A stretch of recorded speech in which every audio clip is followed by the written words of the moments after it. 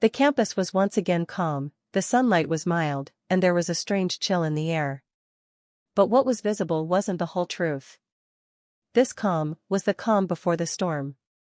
In the past few days, the city had witnessed something it was starting to forget, the first glimpse of the Rakshaks, like a miracle. But after every miracle comes a doubt. People returned to their lives, but the darkness had started preparing its return. Vaibhav, Kabir, and Arjun were spending more time together. Something was changing inside them, as if a shared pain had tied them together. But the three were still waiting for that 6th hour when everything would return to them. Tanuja was quieter than before. No one knew what she had seen, or what she was feeling. There was a restlessness within her, as if some ancient penance was calling out to her. As if the earth itself was trying to tell her something. And Riya, she was no longer just curious, she was changing too. Sitting in a library, reading an old manuscript, The Origin of Fire and Demonic Forces. With each page she turned, something awakened in her eyes. As if she was searching for someone or something, or perhaps herself. Far away, hidden from all, there was a boy. He had no friends, no enemies. Everyone said about him, he's different. But no one ever tried to understand why. He was the first to arrive in class every morning and the last to leave.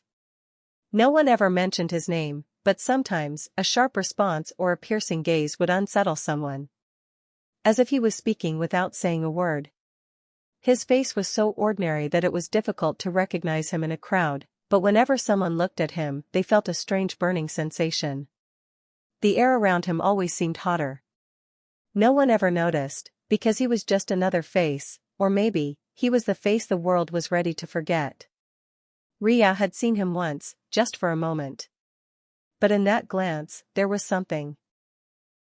As if she had looked straight into his soul. And at that moment, Riya closed the book. Her face turned slightly pale, as if she had remembered something she shouldn't have. One day, Kabir jokingly said, "That guy is a hidden volcano, man. Don't know when he'll erupt." Everyone laughed, except Arjun. He had once locked eyes with that boy, and he saw a war raging behind those eyes. Tanuja had seen that boy's image during her meditation. There was fire all around him, but he wasn't burning. He was made of fire. Her mind told her, this is the one. And then, in that forgotten corner of the city, where people rarely go, the earth stirred for the first time. A faint tremor shook a piece of land. Smoke began to rise from the ground. A serpentine language echoed in the air. Another door of Pehle was opening. And what emerged from that door, calling it a demon would be an understatement. Tapnaag, a fusion of fire and poison, an ancient sin, now awakened again. His body was wrapped in red cloth, his eyes blazed with the fire of hell, and every step he took scorched the ground. At that very moment, people across the city felt something strange. As if someone had whispered in their ears through the wind. As if an old memory had returned as a burning fever. And the boy, the one whose name no one said, looked up to the sky just once. There was a light in his eyes, now ready to ignite. As if something inside him was saying, no more holding back. The day that seemed like an ordinary day, was slowly taking a terrifying turn. There were people on the campus, but their minds felt empty. As if someone had paused all their dreams simultaneously. And in that pause, the fire of Pehle had crept in. Riya could no longer control herself. Something was awakening inside her, or perhaps around her. The books no longer felt like mere words, they felt like they were reminding her of something, something ancient, something connected to her very being. With each page she turned, her heartbeat grew faster. And that heartbeat had a rhythm, as if she was being drawn closer to someone, to Vaibhav. Tanuja meditated, and in that meditation, she saw a red spark. It wasn't Tapnaag, nor was it any power from Pehle, it was something else. A man, whose heart carried both pain and fire. But he himself didn't know what was hidden in his breaths. Tanuja's mind screamed, this isn't just one person's pain, this will consume everyone. One evening, Arjun collided with that boy outside the college library. For a moment, their eyes met. Arjun was shaken. It was as if someone had touched his soul. He simply asked, "Are you okay?" The boy just smiled and nodded, but behind that smile was something, like a scream buried under lava. That boy was no longer just pain, he was becoming a living fire. Kabir met Riya in a corner of the campus. Riya looked at him without saying a word. He asked, "Why are you staring at me?" Riya simply said, "He's here. Just look up and see, the fire is here, how long will you remain unaware?" Vaibhav felt everything. He felt the heat of every moment. But until now, he had hidden it all. But today, there was a strange anxiety on his face. As if he was battling someone else's pain. As if every step Riya took, it was resonating with a pain he was beginning to understand. And Riya, too, was being drawn closer to Vaibhav with every passing moment. Perhaps this fire was becoming a bridge between two souls. In another part of the city, Tapnaag was now in his full power. The oldest fire of Pehle was now showing its flames in the human world. Earlier, only the ground had cracked, now the entire district was trembling. Fires started breaking out in houses without any cause. Trees near the river began to burn without any spark.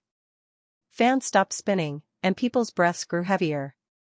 Oxygen cylinders in hospitals were bursting, and children across the city began screaming in their sleep in broad daylight. This wasn't just a demon, it was something that could burn you from the inside. The Rakshaks had never faced such a strike before. If the Rakshaks couldn't save the city, what could mere humans do? The boy's hands started trembling. He looked into the mirror in his room, his eyes were glowing red. He tried to scream, but no sound came out. As if someone had awakened the fire within him. His every nerve was burning. And the truth inside him was searching for a way out. Riya ran towards him, her heart was filled with fear, but her feet didn't stop. Vaibhav tried to stop her, but Riya said, "If I don't go, everything will burn." And when Riya reached him, there was a single tear in the boy's eyes. He looked at Riya, and in that moment, the greatest image of Pehle emerged. The sky had turned blood red. Tapnaag, now in his form, had struck the first blow on the city. The sky was red. The earth was shaking. And from every corner of the city, people were only saying, "Why isn't this fire stopping?" Tapnaag, the fire serpent of Pehle, was now in his complete form. His body was dripping with poison, and with every breath, the earth was burning. A scream echoed from a school building, he just looked at it, and the entire building turned to ashes. The ground cracked open like rivers. Sparks began to fly across every corner of the city. People were running, but the air was on fire. This was the beginning of a catastrophe, one from which no one could escape. And then, a chakra of earth rose from the ground. The first Rakshak appeared in her suit, wielding the power of the earth. She threw her chakra into the ground, lifted rocks, and tried to trap Tapnaag within a spinning barrier of stones. "Prithvi Rakshak, this earth will never accept you." "Tapnaag, earth was my mother, but fire is my inheritance." The second Rakshak entered with a wave of water. He created a water vortex that fell upon Tapnaag's poison, trying to weaken him. "Jala Rakshak, what's burning inside you, only I can extinguish." Then, another flare appeared, sharp, hot, and spinning. From the midst of the fire, the third Rakshak emerged. Fire was swirling around him. His connection with the flames was clear, but his face was hidden. Without a word, he attacked directly. A flame disc, a fire blade, and a blazing blast, 3 strikes upon Tapnaag. Tapnaag stepped back for a moment, but then his eyes turned blood red. He roared loudly, and the ground cracked open again. All 3 Rakshaks were thrown back. The earth chakra was shattered, the water turned to steam, and the fire, which the third Rakshak trusted, was absorbed by Tapnaag himself. "Tapnaag, dominant you call yourselves Rakshaks? Then witness, when Pehle truly takes over." The Rakshaks were now weakened. The ground had dried up. A ring of fire surrounded them. And then, A yellow light descended from the sky.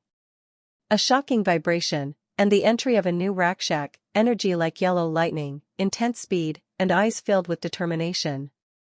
Yellow Rakshak, I heard the call of Pehle, now it's time to answer back. The new Rakshak leaped into the air. With a powerful kick, he pushed Tapnaag back. A staff made of yellow energy appeared in his hand, with which he struck Tapnaag's neck. Now, all 4 Rakshaks were spinning in a formation. The first circle was bound by earth, the second flowed with water, the third burned with fire, and the fourth, cut through with the speed of lightning. The battle was long. Every strike was met with a counterattack. Every Rakshak was tiring. But still, they fought. No one stepped back. Tapnaag, gasping, even all of you together can't understand me. I am a sign, the beginning. Yellow Rakshak, shouting, then this will also be your end. All 4 Rakshaks combined their powers, yellow speed, blue purity, red flames, and green earth, creating a mighty chakra. Tapnaag was trapped in the center of the chakra. He tried to scream, but the fire shattered from within. A loud explosion echoed, and everything fell silent. The smoke cleared. Tapnaag's power returned to the earth. His body was burned, but his essence still lingered in the air. One by one, the 4 Rakshaks, wounded but victorious, walked away from the battlefield. They said nothing, just looked into each other's eyes, and disappeared into the darkness in their suits. The city was still standing, but its soul was burned. The fire had died down, but the pain was still lingering in the air. Shadows lingered on people's faces, as if everyone had seen something, but no one wanted to remember. Many buildings were now just smoke, and many dreams, just ashes. But this time, something was different. Some people were saying, we saw something, there was some light, some people had come. The media was silent, the police couldn't understand, but the truth was there, hidden beneath the sharp wounds. The city had witnessed a battle it had faced for the first time. And for the first time, a demon, Tapnaag, had died in the very place he was born. Tapnaag was no more. His poison sank back into the earth with him. But every victory comes with a cost. Every Rakshak was now living with a spark within them. And then, the story flipped back. A memory awakened, a truth, which had remained hidden until now. A flashback emerges, a dark alley, where a boy lay on the ground, defeated, burned, his breath weakening. Standing before him was Kabir, his eyes filled with both compassion and understanding. Kabir, flashback, you're burning, because you are made of fire. But this fire will not destroy you, you will harness it. Kabir placed his hand on the boy's forehead, and a light entered him. The boy, who had been lost until now, his soul transformed into a flame. That boy was none other than Kabir himself. Today, he reminded himself of who he truly was. He stood on the steps. The sky above the city was still red. He closed his eyes, and began chanting a mantra. Kabir, soft, then rising. Agni. Agni. Agni. I am the warrior of fire. I am the companion of the flame. I am the Rakshak. I am Agni Rakshak. And with that mantra, a burst of light emerged from Kabir's body. Flames swirled around him. His body began to transform. Armor like molten metal wrapped around his arms. There was a blaze in his eyes. Fiery wings sprouted from his back. He was no longer just Kabir, he was Agni Rakshak.